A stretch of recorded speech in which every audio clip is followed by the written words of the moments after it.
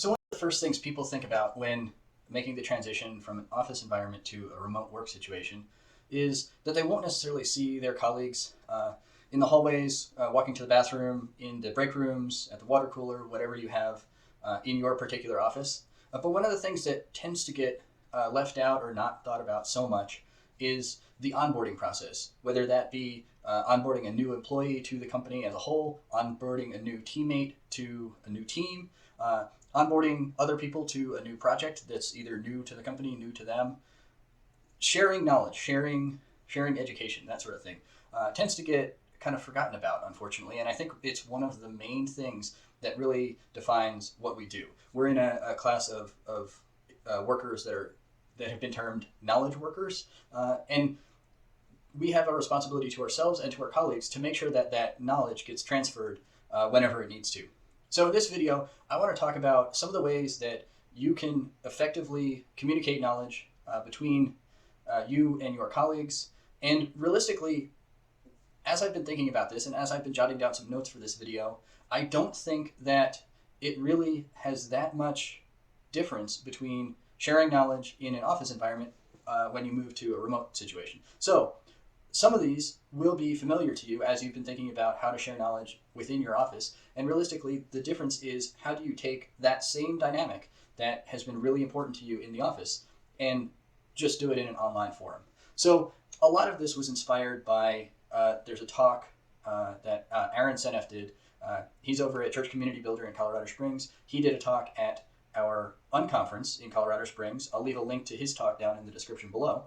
But here are some of my tips and thoughts on this. So one thing that I think is important to do both in the office and remotely is to pair up. So what I mean by that is it's pretty much exactly what it sounds like, but in the office environment, you might have kind of natural pairings. You sit next to someone else, and hopefully they're someone that you can lean on as a resource. In the office, it's really easy to just lean over, look at their screen, ask them questions. You know when they're there, you know when they're not there. Super easy to do that. In a remote setting, you have to do a little bit more work to make that efficient. So my recommendation is for every new person who's getting involved in a new project, pick one person who is their resource and maybe a backup, if they have to be in a meeting, someone to go to, so that no matter what time of day it is, during the workday, obviously, that new person who might need to ask questions always has someone that they can contact.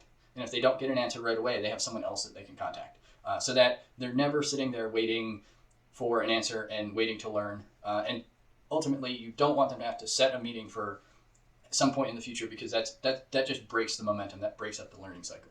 So that's the important thing to take away from my first tip of pairing up. My second tip is to use the right tools. Obviously, in an office, it's really easy to just do face-to-face communication. That's kind of the right tool for the job. When you're remote, it becomes a lot trickier to pick the right tool. So two tools that I use on a daily basis that I think work really well for their respective purposes are Zoom and Slack. Zoom, I feel, is really good for big group meetings. You can have everybody on video. It scales really well. So even if you have hundreds of people, you can see a bunch of different people's faces. I think it's the people who have most recently spoken. So in most meetings, especially the bigger ones, it's a small group of people speaking. So you can see most of the speakers' faces. You get some of that nonverbal communication, really important to feel connected to the people that you're in the meeting with. If it's more one-on-one, especially if you might need to do some screen sharing, Zoom has some built-in screen sharing capabilities, and that's great for like the meeting scenario. But if you really want to get into the nitty-gritty of what's on the screen and talk about how some of that stuff might change, I prefer Slack. And the reason I prefer Slack is because Slack allows you to draw on other people's screens. Really cool, really fun. I used to start every meeting or every conversation with Slack by just scribbling on the other person's screen, just something I did, break the ice, kind of have fun with it.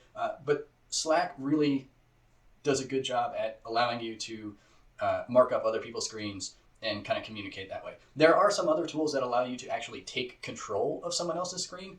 I don't prefer those as much because actually one of the later points in this video, but I feel like the name kind of says it all, take control, and that's really not what learning is about. Number 3, I recommend you maintain a library of well-organized resources for all this information, any information that you might share. So if any documents get generated as part of planning a project, building a project, keep those in a central location and make sure that they stay up to date as things change. There's nothing worse than outdated documents that are findable, but when you find them, they have the wrong information in them. That's bad. A good example I have of this is actually a previous job. The original developer of the system did a series of videos basically describing the system architecture and how a new developer should approach the system and understand it so that they could actually get up to speed relatively quickly. It was a lot of information, definitely drinking from the fire hose, but a great way to start out your first week at the company, and actually even a good way to kind of refresh your memory of how things work or build on that foundation 6 months down the road, a year down the road. I actually watched those videos 6 months to a year after I started and realized that I'd retained about 20% of the material. That's fine. By the time I was ready to learn everything from those videos were still there and I could still benefit from them. So that's one of my big recommendations for communicating knowledge. It also allows you to multiply one person's ability to explain. Instead of explaining it to each person individually, you can record it and share it with multiple people at different times in a group, that sort of thing. But realistically, kind of the overall big picture idea of facilitating any learning environment is to foster a learning first culture. That means don't just focus on doing things and getting code out the door, but focus on everybody's ability to learn, improve their skills, increase their knowledge of the system, and ultimately, if you do it right, that'll actually multiply your ability to be productive when it comes time to write the right code.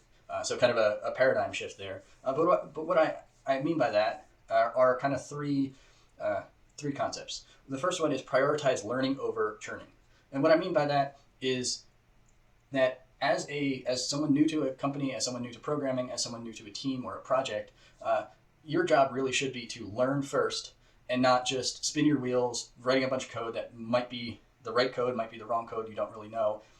It's okay to take it slow, understand what's going on, try some things out, experiment, so that when it comes time to actually put hands to keyboard and put something out, you know you're writing the right code, only the amount of code that needs to be written. It does the right thing. It's testable, maintainable, and fits in with everything else, and is really, you know, it's going to do what you set out to accomplish, as opposed to just spinning your wheels, trying. Second concept is prioritize teaching over doing.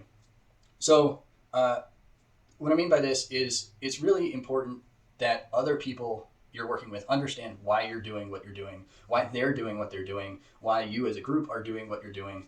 And there's a very different mentality between mutual understanding, shared understanding, and one person just doing something because they know how it's supposed to work. That doesn't necessarily help the maintainability of a code base. That doesn't help the longevity of a code base, and it doesn't help bring everybody else along with them as a unified whole. Some people talk about hit by bus. What do you do if your star programmer gets hit by a bus? Well, if everybody's been learning and teaching throughout the entire project, if your star programmer gets hit by a bus, obviously you'll be sad, but the only change is that you might not be writing as much code, hopefully of the right code, but you won't lose any knowledge. You won't lose any understanding of how the system works and why the system works a specific way. So that shared knowledge is really important. Finally, prioritize quality over quantity. So one of the things that consistently comes up in my talks, my videos, my conversations is that I'm concerned with writing the right code, and ideally writing as little of it as possible. If the right code for a particular bug fix or feature is a single line, I don't see any reason to write any more than that. Sure, tests, but a single line of production code. So even if you can accomplish the same thing in a much more verbose way, if a single line will do it and be the most readable solution, do it in a single line. I've had pull requests where I've added a single question mark. In C#, that's the null propagating operator. That fixed the bug. That was the right thing for the job. Granted, that is not always the right thing for the job, but don't go overboard just trying to write a bunch of code. Even if that means that you spend a week, 2 weeks planning the code that you're going to write, because it takes that long, maybe. I'm not saying waste a week or 2 weeks, but take the time that you need to know what the right code is. At the end of the day, you might only write 5 lines of code, 10 lines of code, but it's not about the quantity of code that you're writing. It's about knowing what lines of code to write. That's the important part. If you like this video, be sure to hit the thumbs up button, subscribe to the channel, and click the bell icon to be notified when I post new videos, or if in the future I do some sort of live streaming thing. You can also support me on Patreon. I'll leave a link to that down in the description below. A better way to support me, though, is to sign up for one of the projects that I've been working on my website. I'll leave a link to my website down below. It's brianparks.me. I have a couple side projects that I'm really excited about that I'm working on a regular basis, some of which are open source projects, some of which are paid SaaS products. But go ahead and check them out. If something is appropriate for what you're doing, I definitely invite you to sign up for a trial, sign up for a subscription, and let me know how you like it. You can also hire me through my website for consulting gigs. I'm available for evaluating your code base for scalability, security, those sorts of things. I'll even write code for you. But yeah, hit me up for a consulting gig if you want my help with your particular project. Thanks for watching and have a great day. Stay healthy, stay safe.